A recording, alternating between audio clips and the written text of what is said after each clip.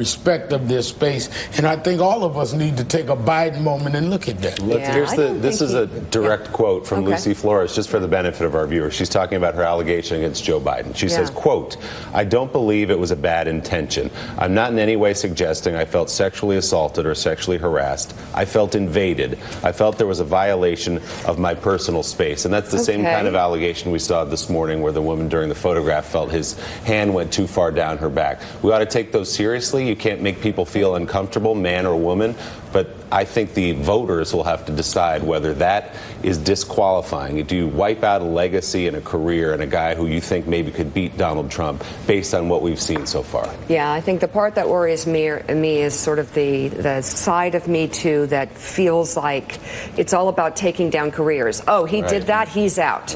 Oh, he did that, he's out. Oh, he did that, let's not even investigate it. Get him out. Where do you see the takedown here? Because we watched two of his would-be opponents at the beginning say, yeah, I mean, he can jump in this race. No, this isn't disqualifying. Well, because I think, and especially in the case of the first two, these are women who are very politically, in fact, they go to political events, they're involved in politics, they support candidates.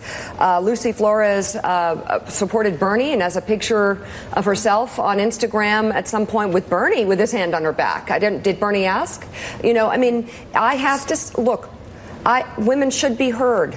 I think many cases, most cases, because most women would never come forward with a story of sexual assault or harassment if they didn't actually believe it happened. But in this case, it wasn't sexual assault or harassment. So we listen, but we can question.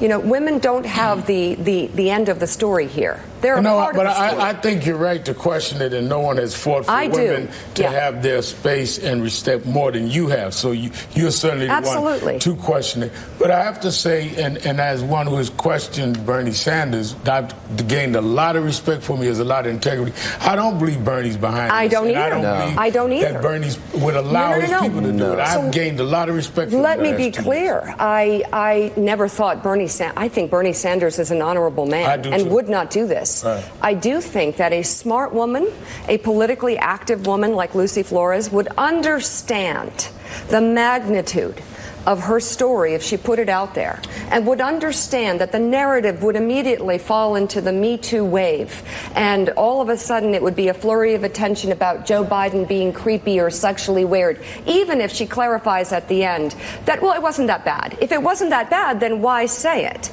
So that's my question, and I'm not attacking the victim here, because she says she's not a victim. So what is it? Mika, I would give you a homework assignment, a novel by Sherwood Anderson, Winesburg, Ohio.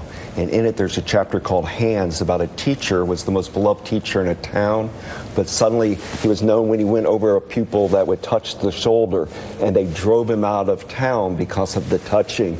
This is an event that's going on with Joe Biden now. He's going to have to recognize that they're after him with pitchforks, and that they are all sorts of people in the Democratic Party. Please. I'd offer a counter, which is... To Sherwood Anderson? Please. No, not to Sherwood Anderson. Greatest novelist in American history. To this question of political strategy, which is, what does Lucy Flores herself stand to gain from coming forward and saying this? For a person who has professional accomplishments of her own, who was a state legislator in Nevada, she now, she knew there was a calculated risk in this as well, that now Joe Biden's handsiness becomes the top of her Google search. Right. And I think if you look at this in the most generous light, then it is also saying to other women, hey, I had a situation where I felt uncomfortable. Perhaps you did too. I want to create enough space as a person who has some proximity to power to allow you to tell your story too. And if there are no stories and nobody else felt uncomfortable, then we move along.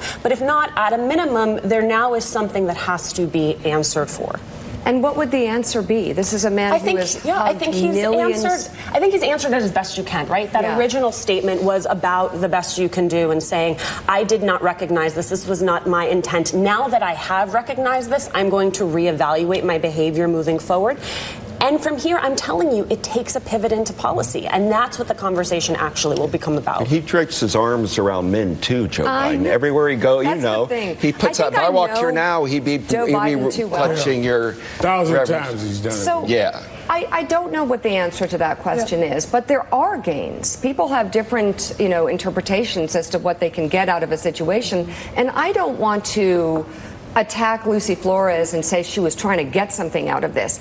I'm saying that she is a very intelligent woman with a political mind and that she's well aware how these things blow up. And they're definitely, she wasn't saying this that so hopefully it would be in the back page of, you know, Yes. I mean, so come on, Alicia, be honest. No, I see your point. This opened up a conversation.